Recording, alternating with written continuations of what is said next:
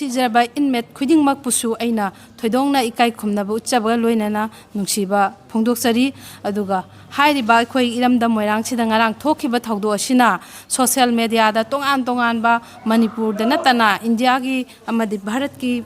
ꯃꯐꯝ ꯄꯨꯝꯅꯃꯛꯇ ꯚꯥꯏꯔꯦꯜ ꯑꯣꯏꯗꯨꯅ ꯃꯣꯏꯔꯥꯡ ꯀꯦꯟꯗ꯭ꯔꯁꯤꯗ ꯊꯣꯛꯈꯤꯕ ꯊꯧꯗꯣꯛ ꯑꯗꯨ ꯀꯔꯤ ꯃꯔꯝꯗꯒꯤ ꯊꯣꯛꯈꯤꯕꯅꯣ ꯍꯥꯏꯕꯗꯣ ꯌꯥꯝꯅ ꯃꯤꯁꯏꯟꯐꯣꯔꯃꯦꯁꯟ ꯍꯥꯏꯇꯥꯔꯦ ꯔꯣꯡ ꯏꯟꯐꯣꯔꯃꯦꯁꯟ ꯑꯃꯗ ꯆꯠꯈꯤꯕ ꯑꯗꯣ ꯑꯗꯨꯅ ꯃꯔꯝ ꯑꯣꯏꯔꯒ ꯑꯩꯈꯣꯏ ꯃꯣꯏꯔꯥꯡ ꯄ꯭ꯔꯖꯥꯁꯤꯡ ꯑꯁꯤ ꯌꯥꯝꯅ ꯃꯑꯣꯡ ꯃꯔꯤꯟ ꯇꯥꯗꯕ ꯂꯣꯏꯅꯅ ꯃꯣꯏꯔꯥꯡꯒꯤ ꯂꯤꯗꯔꯕꯨꯁꯨ ꯌꯥꯝꯅ ꯇꯔꯥꯏꯕ ꯃꯑꯣꯡꯗ ꯏꯟꯃꯦꯠꯁꯤꯡ ꯑꯗꯨꯅ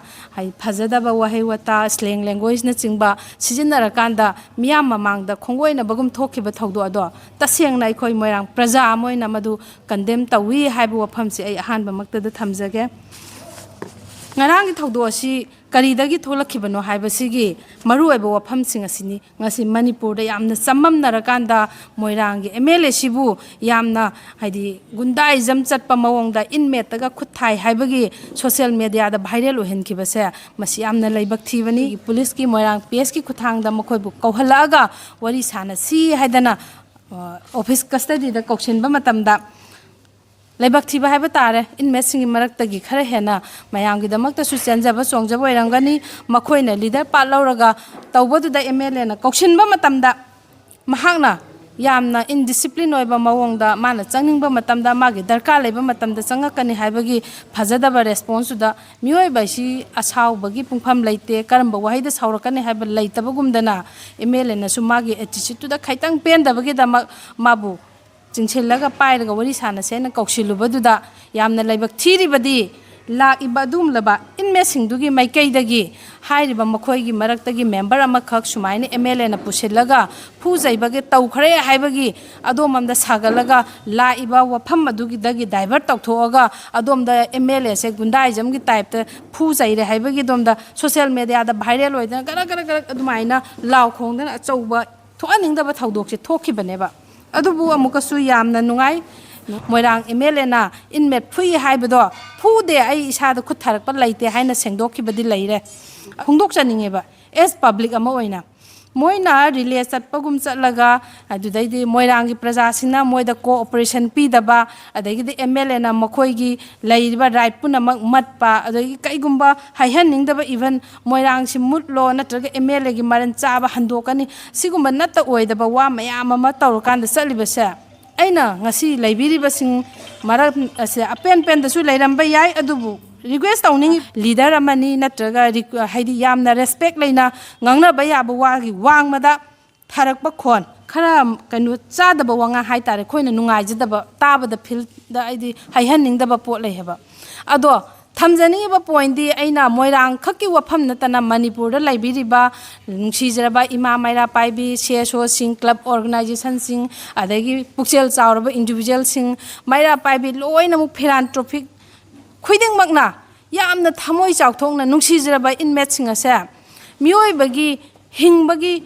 ꯏꯟꯗꯤꯄꯦꯟꯗꯦꯟꯠ ꯂꯥꯏꯐ ꯍꯥꯏꯕꯗꯣ ꯐꯪꯗ꯭ꯔꯕ ꯃꯤꯑꯣꯏ ꯑꯃꯁꯤꯡ ꯑꯣꯏꯔꯦ ꯃꯈꯣꯏꯁꯦ ꯏꯟꯗꯤꯄꯦꯟꯗꯦꯟꯠ ꯂꯥꯏꯐ ꯃꯥꯡꯁꯤꯜꯂꯛꯂꯕ ꯑꯗꯨꯒꯨꯝꯂꯕ ꯔꯤꯂꯤꯐ ꯀꯦꯝꯞꯇ ꯒꯚꯔꯟꯃꯦꯟꯠꯅ ꯃꯈꯣꯏꯒꯤ ꯑꯦꯅꯤ ꯑꯋꯥꯠꯄ ꯂꯩꯇꯅ ꯄꯤꯕ ꯇꯥꯔꯒꯁꯨ ꯃꯤꯑꯣꯏꯕꯒꯤ ꯍꯣꯝ ꯁ꯭ꯋꯤꯠ ꯍꯣꯝ ꯍꯥꯏꯅ ꯌꯨꯝꯒꯤ ꯅꯨꯡꯉꯥꯏꯕꯗꯣ ꯐꯪꯗ꯭ꯔꯕ ꯀꯥꯡꯂꯨꯞꯅꯤ ꯍꯥꯏꯕꯒꯤ ꯃꯤꯅꯨꯡꯁꯤꯗ ꯗꯔꯀꯥꯔ ꯂꯩꯕ ꯈꯨꯗꯤꯡꯃꯛꯇꯣ ꯃꯇꯦꯡ ꯄꯥꯡꯃꯤꯟꯅꯗꯅ ꯍꯤꯡꯃꯤꯟꯅꯕꯒꯤ ꯋꯥꯈꯜꯂꯣꯟꯗ ꯃꯈꯣꯏꯕꯨ ꯇ꯭ꯔꯣꯃꯥ ꯅꯥꯒꯗꯕ ꯀꯌꯥꯗꯁꯨ ꯑꯦꯡꯒꯜ ꯄꯨꯝꯅꯃꯛꯇꯒꯤ ꯁꯥꯏꯠꯇꯒꯤ ꯂꯩꯖꯔꯤꯕ ꯃꯤꯑꯣꯏꯕꯒꯤ ꯍ꯭ꯌꯨꯃꯦꯅꯤꯇꯤꯒꯤ ꯑꯣꯏꯕ ꯆꯦꯟ ꯑꯃꯒꯤ ꯃꯈꯥꯗ ꯃꯇꯦꯡ ꯄꯥꯡꯉꯒ ꯂꯥꯛꯏꯕ ꯑꯁꯤꯒꯨꯝꯂꯕ ꯌꯥꯝꯅ ꯅꯨꯡꯁꯤꯔꯕ ꯃꯤꯑꯣꯏꯕꯒꯤ ꯂꯝꯕꯤ ꯑꯁꯤꯕꯨ ꯃꯈꯣꯏꯅ ꯑꯣꯟꯊꯣꯛꯑꯀꯥꯟꯗ ꯑꯩꯈꯣꯏ ꯃꯣꯏꯔꯥꯡꯗ ꯂꯩꯔꯤꯕ ꯑꯩꯈꯣꯏꯁꯤꯡꯁꯤꯕꯨ ꯌꯥꯝꯅ ꯏꯟꯍ꯭ꯌꯨꯃꯦꯟ ꯑꯣꯏꯕ ꯃꯑꯣꯡꯗ ꯉꯥꯡꯉꯝꯕ ꯁꯤꯒꯤꯁꯦ ꯑꯩꯒꯤꯗ ꯂꯩꯕ ꯏꯟꯃꯦꯠꯁꯤꯡꯅ ꯇꯧꯕ ꯁꯤꯅ ꯑꯦꯛꯖꯥꯝꯄꯜ ꯑꯣꯏꯔꯒ ꯑꯇꯣꯞꯄ ꯃꯐꯝꯗꯁꯨ ꯊꯣꯛꯍꯟꯅꯤꯡꯗꯕ ꯊꯧꯗꯣꯛ ꯊꯣꯛꯇꯅꯕꯒꯤ ꯋꯥꯔꯅꯤꯡ ꯑꯃ ꯑꯣꯏꯅ ꯉꯁꯤ ꯑꯩꯈꯣꯏ ꯄ꯭ꯔꯦꯁ ꯀꯟꯐꯔꯦꯟꯁꯁꯦ ꯑꯃꯨꯛꯀꯁꯨ ꯐꯝꯖꯔꯤꯕꯅꯤ ꯁꯤ ꯂꯥꯟꯁꯤꯅ ꯃꯔꯝ ꯑꯣꯏꯔꯀꯥꯟꯗ ꯌꯨꯝ ꯀꯩ ꯊꯥꯗꯣꯛꯄꯤꯈꯤꯕꯗꯒꯤ ꯃꯐꯝ ꯈꯪꯗꯅ ꯆꯪꯖꯐꯝ ꯂꯧꯔꯒ ꯂꯩꯕꯤꯔꯤꯕ ꯏꯟꯃꯦꯠꯁꯤꯡꯁꯤꯒꯤ ꯅꯨꯡꯉꯥꯏꯇꯕ ꯁꯤꯕꯨ ꯑꯃꯗꯤ ꯏꯔꯝꯗꯝ ꯃꯅꯤꯄꯨꯔꯁꯤꯕꯨ ꯉꯥꯛꯅꯅꯕꯒꯤꯗꯃꯛꯇ ꯑꯩꯈꯣꯏ ꯏꯃꯥ ꯏꯕꯦꯜ ꯀꯌꯥꯅ ꯑꯍꯤꯡ ꯃꯤꯡꯁꯦꯜ ꯈꯥꯡꯗꯅ ꯑꯏꯪ ꯑꯁꯥ ꯊꯤꯗꯅ ꯀꯔꯤꯒꯨꯝꯕ ꯑꯃ ꯊꯣꯛꯂꯛꯄ ꯃꯇꯝꯗ ꯈꯨꯠꯇ ꯈꯨꯠꯂꯥꯏ ꯌꯥꯎꯗ꯭ꯔꯒꯁꯨ ꯊꯧꯅꯥ ꯂꯩꯅ ꯆꯣꯡꯊꯣꯛꯏꯁꯦ ꯏꯟꯃꯦꯠ ꯃꯈꯣꯏꯒꯤꯗꯃꯛ ꯑꯃꯗꯤ ꯏꯔꯝꯗꯝꯁꯤꯒꯤꯗꯃꯛꯇꯅꯦ ꯍꯥꯏꯕꯁꯦ ꯈꯪꯍꯟꯖꯅꯤꯡꯉꯦ ꯍꯥꯏꯕ ꯑꯗꯨꯒ ꯑꯃꯨꯛꯀꯁꯨ ꯉꯁꯤ ꯐꯥꯎꯕ ꯂꯣꯏꯕ ꯅꯥꯏꯗ꯭ꯔꯕ ꯂꯥꯟꯁꯤꯒꯤꯗꯃꯛꯇ ꯏꯟꯃꯦꯠꯁꯤꯡꯒꯤꯗꯃꯛꯇ ꯑꯍꯤꯡ ꯃꯤꯡꯊꯦꯟ ꯌꯩꯔꯛꯑꯒ ꯑꯩꯈꯣꯏ ꯂꯩꯖꯔꯤ ꯇꯩꯒꯨꯝꯁꯨꯡ ꯍꯥꯏꯔꯤꯕ ꯏꯟꯃꯦꯠ ꯀꯥꯡꯕꯨꯁꯤꯗꯤ ꯑꯗꯨꯒꯨꯝꯂꯕ ꯋꯥꯈꯜꯒꯤ ꯑꯣꯏꯕ ꯅꯨꯡꯉꯥꯏꯇꯕ ꯃꯌꯥꯝꯗꯨ ꯂꯩꯕ ꯇꯥꯔꯒꯁꯨ ꯑꯏꯪ ꯑꯁꯥꯒꯤ ꯋꯥꯡꯃꯒꯤ ꯃꯅꯨꯡꯗ ꯃꯈꯣꯏꯗꯤ ꯐꯖꯅ ꯄꯣꯊꯥꯔꯒ ꯂꯩꯔꯒ ꯂꯩꯕꯁꯨ ꯌꯥꯎꯔꯤꯕꯅꯦꯕ ꯃꯁꯤ ꯍꯥꯏꯔꯒꯁꯨ ꯊꯣꯏꯗꯣꯛꯅ ꯍꯦꯟꯅ ꯑꯗꯨꯒꯨꯝꯂꯕ ꯏꯟꯃꯦꯠꯁꯤꯡꯗꯨꯕꯨ ꯅꯨꯡꯉꯥꯏꯅ ꯊꯝꯕꯤ ꯍꯥꯏꯕꯒꯤꯗꯃꯛ ꯑꯩꯅ ꯀꯝꯄꯦꯔꯤꯖꯟ ꯇꯧꯔꯒ ꯍꯥꯏꯖꯕꯁꯨ ꯅꯠꯇꯦ ꯇꯧꯔꯤꯒꯨꯝꯁꯨꯡ ꯑꯩꯅ ꯍꯥꯏꯖꯔꯤꯕꯗꯤ ꯃꯈꯣꯏꯅ ꯌꯨꯝ ꯂꯩꯇꯕꯒꯤ ꯑꯋꯥꯕꯗ ꯑꯗꯨꯒ ꯆꯥꯗꯦ ꯂꯩꯇꯦꯒꯤ ꯑꯋꯥꯕꯗ ꯃꯥꯌꯣꯛꯅꯕ ꯇꯥꯔꯒꯁꯨ ꯃꯈꯣꯏꯒꯤꯗꯃꯛꯇꯁꯨ ꯄ꯭ꯔꯖꯥ ꯁꯦꯛꯁꯟ ꯄꯨꯝꯅꯃꯛꯅ ꯑꯋꯥꯕꯁꯦ ꯁꯔꯨꯛ ꯌꯥꯃꯤꯟꯅꯔꯤꯕꯅꯦ ꯍꯥꯏꯕꯁꯤꯅꯤꯗ ꯑꯩꯅ ꯊꯝꯖꯅꯤꯡꯉꯤꯕꯗꯤ ꯑꯗꯨꯅ ꯂꯤꯗꯔ ꯑꯃꯗ ꯉꯥꯡꯒꯗꯕ ꯋꯥꯉꯥꯡ ꯑꯗꯨꯒ ꯀꯅꯥꯒꯨꯝꯕ ꯑꯩꯒꯤꯗꯃꯛꯇ ꯋꯥꯕꯤꯕ ꯑꯃꯗ ꯆꯠꯀꯗꯕ ꯂꯤꯆꯠ ꯑꯗꯨꯅꯆꯤꯡꯕ ꯃꯌꯥꯝ ꯑꯗꯣ ꯑꯩꯈꯣꯏ ꯌꯥꯝꯅ ꯅꯨꯡꯁꯤ ꯆꯥꯟꯅꯕ ꯃꯑꯣꯡꯗ ꯀꯣꯑꯣꯄꯔꯦꯁꯟ ꯄꯤꯃꯤꯟꯅꯁꯤ ꯑꯗꯨꯒ ꯒꯃꯦꯟꯇ ꯃꯈꯣꯏꯅ ꯇꯥꯅꯤꯡꯕ ꯇꯥꯟꯕ ꯗꯤꯃꯥꯟ ꯃꯈꯣꯏꯒꯤ ꯔꯥꯏꯠꯅꯤ ꯑꯗꯨꯗ ꯑꯩꯈꯣꯏ ꯀꯩꯝꯇ ꯈꯨꯠ ꯊꯤꯡꯖꯤꯟꯕ ꯅꯠꯆꯗꯦ ꯇꯧꯕꯇꯕꯨ ꯑꯩꯈꯣꯏꯅ ꯍꯥꯏꯖꯔꯤꯕꯗꯤ ꯍꯤꯡꯃꯤꯟꯅꯔꯕꯅꯤꯅ ꯂꯩꯃꯤꯟꯅꯔꯕꯅꯤꯅ ꯃꯤꯑꯣꯏꯕꯒꯤ ꯑꯐꯕ ꯆꯥꯝꯃ ꯇꯧꯔꯛꯑꯒꯁꯨ ꯋꯥꯍꯩ ꯃꯆꯥ ꯑꯃꯗ ꯑꯁꯣꯏꯕꯗꯨꯅ ꯂꯣꯏꯅꯃꯛ ꯃꯥꯡꯍꯟꯕꯤꯕ ꯇꯧꯖꯔꯛꯏꯕ ꯃꯌꯥꯝ ꯑꯗꯨꯕꯨ ꯀꯥꯎꯊꯣꯛꯄꯒꯤ ꯍꯩꯅꯕꯤꯁꯤꯁꯨ ꯑꯩꯈꯣꯏ ꯈꯒ ꯈꯟꯊꯕꯤꯕ ꯑꯃꯗꯤ ꯐꯊꯕ ꯇꯧꯔꯒ ꯌꯥꯔꯤꯕ ꯃꯈꯩ ꯏꯔꯥꯡ ꯊꯣꯛꯇꯅꯕ ꯇꯧꯁꯤ ꯍꯥꯏꯕꯁꯤ ꯊꯝꯖꯅꯤꯡꯉꯤ ꯃꯔꯝꯗꯤ ꯃꯣꯏꯔꯥꯡꯁꯤꯗꯤ ꯕꯤꯁꯅꯨꯄꯨꯔ ꯗꯤꯁꯇ꯭ꯔꯤꯛꯀ ꯕꯣꯔꯗꯔ ꯗꯤꯁꯇ꯭ꯔꯤꯛ ꯆꯨꯔꯆꯥꯟꯄꯨꯔꯒ ꯂꯣꯟꯅꯕ ꯗꯤꯁꯇ꯭ꯔꯤꯛ ꯑꯣꯏꯕ ꯃꯔꯝꯅ ꯑꯍꯥꯟꯕ ꯍꯦꯛ ꯍꯧꯔꯛꯄꯃꯛꯇꯗ ꯀꯣꯛꯊꯦꯡꯐꯝ ꯍꯥꯏꯕꯗꯨ ꯑꯣꯏꯌꯦꯕ ꯑꯗꯨꯅ ꯃꯣꯏꯔꯥꯡꯗ ꯂꯩꯔꯤꯕ ꯍꯥꯏꯔꯤꯕ ꯄ꯭ꯔꯖꯥ ꯑꯩꯈꯣꯏꯁꯨ ꯂꯣꯏꯅꯃꯛ ꯑꯉꯥꯡ ꯅꯨꯕꯤ ꯑꯍꯟ ꯈꯨꯗꯤꯡꯃꯛ ꯖꯁ ꯂꯥꯏꯛ ꯑꯗꯨꯒꯨꯝꯕ ꯏꯟꯃꯦꯠꯁꯤꯡꯅ ꯐꯪꯂꯤꯕ ꯇ꯭ꯔꯣꯃꯥ ꯑꯗꯨꯃꯥꯏꯅ ꯄꯕ꯭ꯂꯤꯛ ꯈꯨꯗꯤꯡꯃꯛꯁꯤꯁꯨ ꯂꯣꯏꯅ ꯑꯗꯨꯒꯤ ꯀꯩꯅꯣꯗꯣ ꯂꯩ ꯍꯥꯏꯕ ꯑꯗꯨꯅ ꯃꯔꯝ ꯑꯣꯏꯔꯒ ꯑꯁꯤꯒꯨꯝꯂꯕ ꯑꯋꯥꯕ ꯃꯌꯥꯝꯁꯤꯗꯒꯤ ꯈꯔꯗ ꯑꯣꯏꯔꯕꯁꯨ ꯄꯨꯛꯆꯦꯜ ꯆꯥꯎꯊꯣꯛꯅ ꯍꯤꯡꯕ ꯉꯝꯅꯕꯒꯤꯗꯃꯛ ꯃꯣꯏꯔꯥꯡꯒꯤ ꯑꯣꯅꯔꯦꯕꯜꯅ MLA ꯊꯣꯉꯥꯝ ꯁꯥꯟꯇꯤꯁꯤꯅ ꯐꯩꯒꯥꯛ ꯐꯩꯅ ꯑꯍꯤꯡ ꯈꯪꯗꯦ ꯅꯨꯡꯊꯤꯟ ꯈꯪꯗꯦ ꯑꯦꯅꯤ ꯇꯥꯏꯝ ꯗꯔꯀꯥꯔ ꯂꯩꯔꯛꯄ ꯃꯤꯀꯨꯞꯇ ꯏꯚꯟ ꯂꯥꯟꯕꯨꯡꯗ ꯑꯣꯏꯒꯦꯔꯥ ꯅꯠꯇ꯭ꯔꯒ ꯚꯣꯂꯨꯟꯇꯤꯌꯔꯁꯤꯡꯒꯤ ꯃꯅꯥꯛꯇ ꯑꯣꯏꯒꯦꯔꯥ ꯃꯩꯔꯥ ꯄꯥꯏꯕꯤꯒꯤꯗ ꯑꯣꯏꯒꯦꯔꯥ ꯏꯟꯃꯦꯠꯇ ꯑꯣꯏꯒꯦꯔꯥ ꯍꯥꯏꯔꯤꯕ MLA ꯑꯁꯤꯅ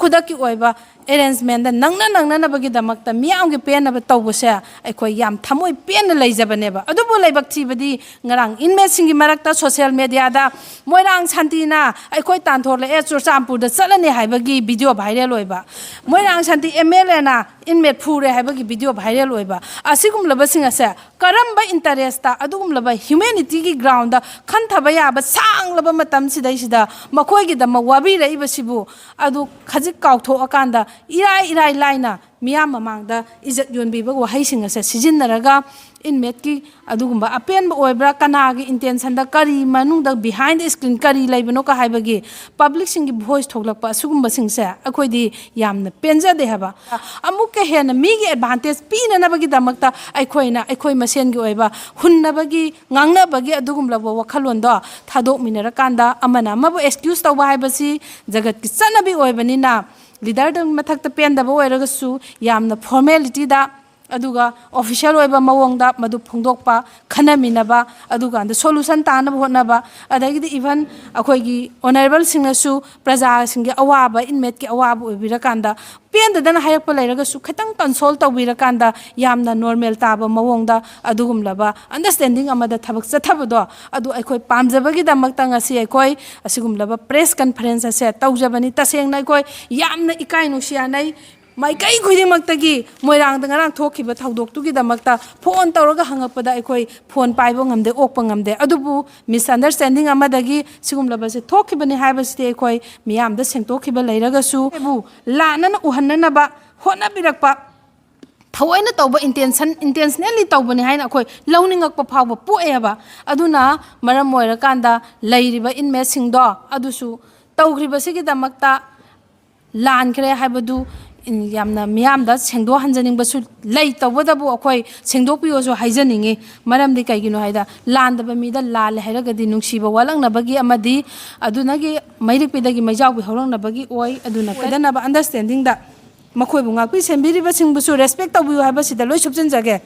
in messing su yari mkhaidi irang chawthoktanaba hona hanbiyu hona biyu haiba wafamse thammakanda leiriba Manipur gi oina bu akhoi moirang sidagi para tambiraga inmate khuding makna amuk atopa issue mafam da sagar piganu apamba khuding mak yamna normal laina yam formality laina government tabu oigera any kano leader dabu oigera appeal tawbiyu aduga pasigi Manipur gi praja section pumna makna Manipur tongan taba yaroi haiba wafam thamba sida aikoi thawai ekjang yauna support tawjeraga ngasi moirang gi press conference asina para oiraga Manipur punama sa irang thoktaba ohenbiyu haiba wafam thamjaga tension jari Aigeming Sakil Ahmad Thawan Mayum Kokta Marong Law Nabati Kokta Gram Bansai Tegini Rang Tang Kuntaruk Dat Hokiba Marang Kendrigi Honorable MLA gi Dat Hokiba Todokasi Yamna Tokaning Daba Yamna Nungaitaba Todokamani Suguma Todokasi Matungda Hana Toktanabida Magda Miamda Karigumba Wapam Kara Tamjage Madudi Hariba Todok Adugi Maramda Natabida Tang Megi Tang Humdagi Horakiba Tha Nipan Supna Sujalak Laba Atsugumba Kuki Yamasung Maiti Anigi Marakta Tokiba conflict Amadagi Jusampuda Leramba Maiti is now sing Punna Yumkai Gaidana Mai Thadana Tanaraklaba Matamda Moirang ACG Honorable MLA Si Tongam Santi Singagi Lising Makada Koktada Leba Moiranga Leba Baja Kuting Makta Mana suggestion Toraga receipt on Naboho Nabada a sober diet Loki Balusing Bamabu Bidret Obagi Wakalo Amut Pahibasi Hazadaba Tawongamani Mahana Haliba Tawang Asida Lokiba Kendra Sida Ladiba Relief Center Singda Quai Pumna Makta Hananaboho Nakiba Kuding Mak Koina Tingna Kiba Pajamoina Moran Kendri Pajamoina Queen Uhuba Hoba Aduna Wafam Kara Tamzabagi Wani Madam Marang Kendra Lady Basi Manipur Lady Ba Relief Camp Kuding Maktagi Masing quite again a sawa Dugumba Mapamani Madam di Susam Buddha Masing Yam Rambana Hadiba missing si Moirang Saki Ming to Ibanamara Moraga Marang Soba Brother Oiba Mapamani Marang the Lady Bab Ayam Laba Inmate Mayamasi What a Padana Honamatamda Marang Esigi MLC Tongam Santina Loki but Respond Adubu Quina Tashinana Tagat Ngai Oiba Homamani a Topa Kendersingis and Dangar Matamda Kogi Honorable MLA Yam Hina Mangjin Thai Hanakuna Logje, Madam di Idang Sidasu, Kuding Makta, respond to what Miami Panabai Honabada, Hawaii Haksang Kato Leba, Miami Paraga Haraujaba, Miami Nuairaga Haraujaba, Dugum Misa Amani, Masagi Wakal, the Masai Wajaba Kayak, Tadoga Miami Panabonariba, Misa Mabu, Kanagumbagi, Hawinsin, Man, Baton Karada, Kasulata Bawahom Karadagi, Narangi, inmate Singna, Tohal, the Rakiba. Illegal way from Kaya Dota Singana Taba de Yamanuaizade, Madugumba, Haudo, Adugi Mota, Ikoina, Manipura Sida, where the Masdegi, in the signal lane and Shanti and the level of Matamba, Karamna, with a Kadagi Habigi Wakalon, the Sanction Hovana, Hena Pagadaba, Matamasida, Nakanda, Ona Tainaba. Lambiam from the Saki W. Manba, Tawangama, Torok Pibase, Oktada Leba, Pajamoina, Moiran Kendri Pajamoina, the Shinga Yamanuaja, Doba Pawi, Madam di Haribat Iran Asina, Lady by inmessing to Tanate, Manipur, the Labor Paja, putting Awama Mayung Riba, Hatani, the Shinga Yang, but the inmate Mayum Tado Hibani, Paja, putting back the ladies and later, my mom Supam, no Pum, Sapam, Tom Pangana, Awabi Masak with the lady bar, Tanzasida. Karigumba among Tawongman, Bamong, and Insalaga, Queen Maduguma Torak Pahibase, Tahidaba, Tahanindaba, Tahidaba Tawamani, a Queen Sembiriba Mapuna Suyaro Daba, Dugumba Pasamani, Madudagi, Queen Tairaga, Karam Tauraga, Quest Hanti Hanjalaka, the guest, Hanti Hanjalaga, Quigi Ladiba, Shai Shagi Mapam, the Yum Kai Saraga, Lane and Abagi Wakalol, the Quipuna Sanction Minabagi Mota, one attainable man, Matawanga Sanchalak Pibase, Sanction de Maduna Maramorga. Makata na suta sinena talk about to talk re talk him do Kautok Naraga Makata ba Bunsi Marenda Koi Amato by Wakalun Sanction Santi Lang never Hona Matamda Sarkara Sibu Sogat Piba Amazon on the revenge Sogat Piraga Ladybug in messing the Suwakan Kanta Biraga Amato by Wakalola Mother Sanction Nabagi Wakalola do Nasigi Press Media Mamanga Koktai Pajam Sumaran Kendri Paja Moina Request of Yeri Mayam the Pawjel Pizari.